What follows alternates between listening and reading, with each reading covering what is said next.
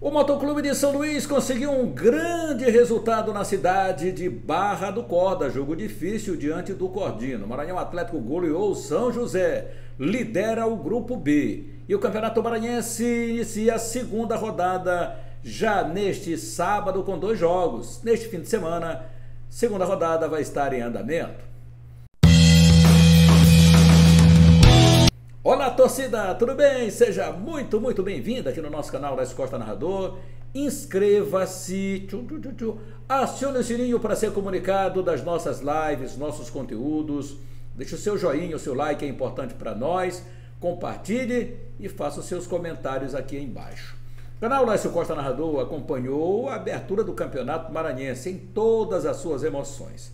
Desde Sampaio Corrêa com IAP, até o jogo do Motoclube de São Luís, que fechou essa primeira rodada nesta quinta-feira na cidade de Barra do Corda. Eu estive lá em loco, acompanhei o Motoclube de São Luís jogando, mais cedo acompanhamos também o São José e o Maranhão Atlético Clube, a goleada impiedosa do Marcão Machão para cima do Peixe Pedra, que terá problemas, tomou 7 gols, e aí você imagina que um campeonato de tiro curto, o São José vai ter problema se não se recuperar imediatamente. Primeiro e segundo turno.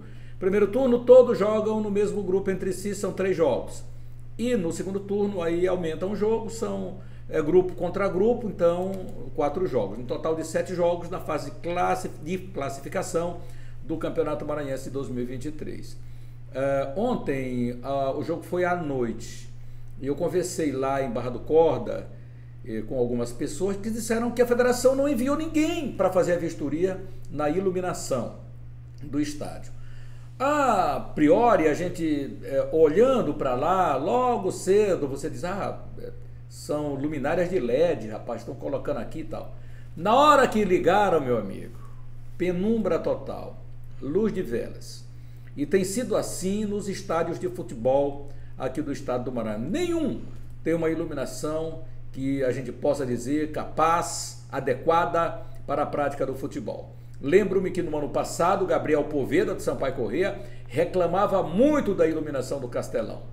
Deixaram passar o tempo todo depois que o futebol acabou, entrou em recesso, e quando a bola vai rolar, o Castelão não pode receber porque começou os trabalhos no Castelão. Que bom, pelo menos isso, que tenha começado os trabalhos na iluminação. Porque o estádio de Pinheiro não tem iluminação adequada. O estádio Leandrão, eu conferi em loco, não tem iluminação. Era luz de velas, era no segundo tempo, parece que à medida que o tempo vai passando, a iluminação vai enfraquecendo, e quando o jogo termina, a gente praticamente não vê os jogadores que ficam na parte posterior a que a gente está transmitindo. Então, é muito difícil. A federação precisa ter mais cuidado em relação a esse tipo de situação. Choveu lá no estádio de Barra do Corda, deram uma melhoria no estádio, alguns lances de arquibancadas foram construídos na parte defronte das cabines de rádio, do lado do fundo também, eles querem aumentar a capacidade, fala-se hoje 8 mil, que não corresponde a isso, não é 8 mil lá no estádio Leandrão, mas deram uma melhorada, mas precisa se melhorar muito mais. Eu cheguei cedo, coloquei o equipamento todo nosso da transmissão em cima de um corrimão pequeno, sem muita espessura, acredito que ali acho que tem ali uns 30 milímetros, né, ou centímetros, perdão. Aí começou a chover, a chuva vem de frente para nós. O que é que acontece? Não tem proteção de vidro. Acabei recolhendo o material, colocando lá para trás para não molhar e não causar prejuízo. Então é preciso que se faça uma vistoria, iluminação, cabine de transmissão, são equipamentos caros para você colocar na chuva. É preciso que tenha mais cuidado também, porque somos nós da imprensa que divulgamos. Hoje mesmo há problemas de transmissão, de divulgação do campeonato, porque houve um desentendimento, federação e clubes, que acabaram por a federação só fazer a abertura do campeonato, a fazer o jogo final do primeiro turno, o jogo final do segundo turno e o restante, se os clubes quiserem, que façam as transmissões. E mesmo a federação, eu reconheço o esforço que é feito para uma transmissão, que não é barato, o custo é caro, mas é preciso que coloque narrador, repórter e comentarista, minimamente, para que dê uma transmissão de respeito para o torcedor, para o público que vai estar assistindo o campeonato. É isso que a gente acha em relação a esse problema de iluminação. Na próxima quarta-feira, vamos ter o jogo Sampaio Corrêa e Pinheiro, a priori marcado para a noite. E nós já tivemos informação que a iluminação não é adequada, não tem iluminação suficiente para o jogo. Não sei quando eles vão arrumar esse problema de iluminação e quando vão fazer uma vistoria mais adequada nos estádios de futebol para o campeonato estadual. Já começou o campeonato 2023, graças a Deus. Jogo do Sampaio Corrêa, a ambulância precisou sair para atender o jogador do IAP, Gustavo, e ficou ali paralisado um tempão. Essas coisas têm que acabar, não pode acontecer. Temos que caprichar melhor para que o público também possa gostar e ver uma melhor organização do Campeonato Maranhense. Agora, moçada, ainda voltando para o jogo de ontem, o Motoclube de São Luís, que jogou a pré-copa do Nordeste, assim também como o Cordino. O Cordino jogou contra o Vitória, o Moto jogou contra o América, os dois foram eliminados. Mas a goleada que o Moto sofreu acabou deixando uma expectativa do torcedor, de que do torcedor do Cordino, né? Que é o torcedor Cordino mesmo, assim que é chamado. Então, que pudesse o time ganhar bem do Moto. O Moto deu uma melhorada. E esse zagueiro que entrou aqui no Motoclube, esse Iago Ramon, é muito bom zagueiro, fez falta lá nesse jogo diante do América. E com o Luiz Felipe, essa dupla até se entendeu bastante. E olha que o Cordino conhece ali cada palmo de terreno. Mas na minha concepção, os dois melhores jogadores em campo foi o Éder, goleiro, que defendeu bolas ali do Raí, do Ulisses, fez boas defesas no jogo. O Cordino teve uma melhor... diria a melhor posse de bola em campo, foi mais agudo, teve mais oportunidades de sair com resultado positivo do jogo. O Moto chegou, claro, o Moto atacou, o Moto agrediu, mas nada se compara ao que defendeu o goleiro Éder, que ao lado do Luiz Felipe, eu com o Wallace Brito lá, nós escolhemos o Luiz Felipe. Eu acompanhei o Wallace até para não dar um empate, né, com o Éder e o Luiz Felipe, mas o Éder foi um goleiraço no gol do Motoclube de São Luís. O Cordino é que tinha exatamente o dever de vencer o jogo diante do Motoclube dentro de casa. Então esse resultado eu considero um resultado positivo para o Motoclube. E o Cordino, como vai permanecer em casa e agora recebe o Maranhão Atlético Clube neste fim de semana, aí o Cordino também é que precisa de uma vitória, O Motoclube joga desta feita em São Luís do Maranhão. Então é o Campeonato Maranhense que começa. Mas o Motoclube de São Luís teve algumas peças que, sinceramente, eu acho que ainda precisam melhorar. Por exemplo, o Russo precisa melhorar bastante. O Juninho Arcanjo pode se apresentar muito melhor daquilo que se apresentou. O Vanderlei também, outro jogador que é necessário que se apresente melhor, que jogue. O Ronald ainda, acho que desses aqui que citei o melhor.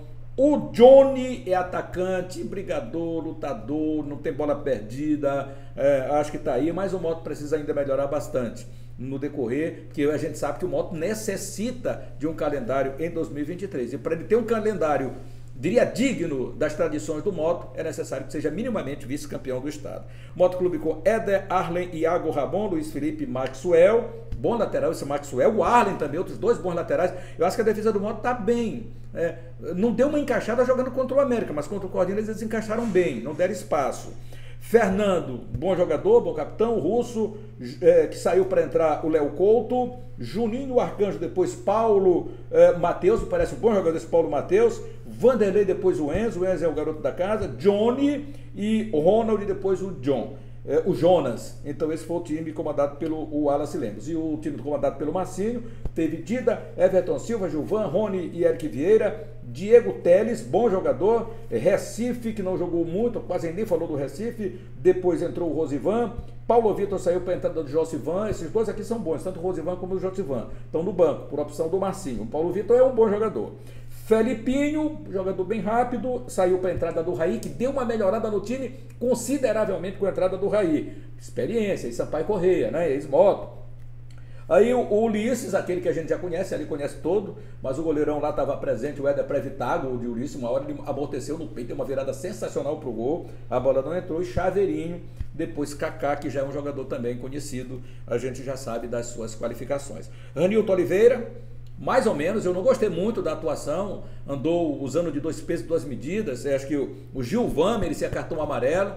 Em várias oportunidades ele não mostrou cartão para o Gilvan, depois ele amarelou para o Rosivan, que eu tenho anotado é só esse aqui. Para o Motoclube ele deu cartão para Fernando e deu cartão também para Johnny. E olha que o jogador Gilvan acabou chutando a bola em cima do jogador. A gente viu que foi assintoso e quase ele perdeu o comando, mas depois ele acabou segurando o jogo. O Ranilton Oliveira já teve melhores atuações. Não gostei da atuação do Ranilton Oliveira ontem. Os auxiliares Antônio, Adriano e Yuri Alves estiveram muito, muito bem.